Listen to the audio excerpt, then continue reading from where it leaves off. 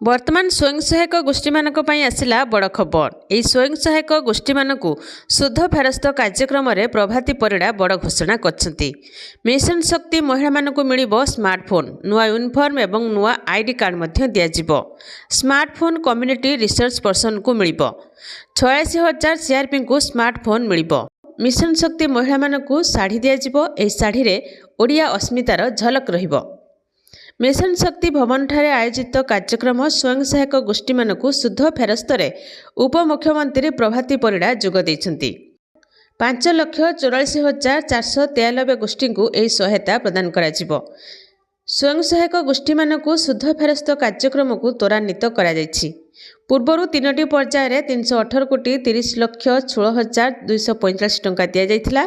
ଏବେ ବର୍ତ୍ତମାନ 5,44,943 ଗୋଷ୍ଠୀଙ୍କୁ ଏହି ସହାୟତା ପ୍ରଦାନ କରାଯାଇଛି। ଆପଣମାନଙ୍କର ଏସ୍ଏଚ୍ଜି ଗ୍ରୁପକୁ ଏହି ସୁଧ ଫେରସ୍ତର ଟଙ୍କା ଆସୁଛି କି ନାହିଁ କମେଣ୍ଟରେ ଜଣାଇବେ।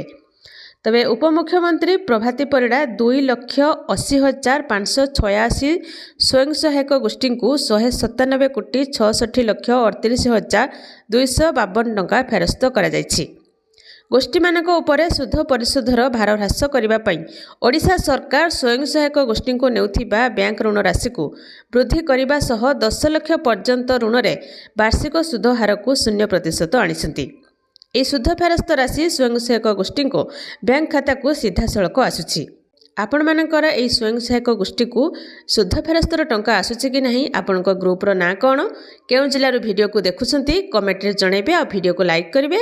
ଚ୍ୟାନେଲ ସହିତ ଯୋଡ଼ି ହୋଇ ରହିବା ପାଇଁ ଚ୍ୟାନେଲକୁ ସବସ୍କ୍ରାଇବ୍ କରିକି ରଖିଥିବେ।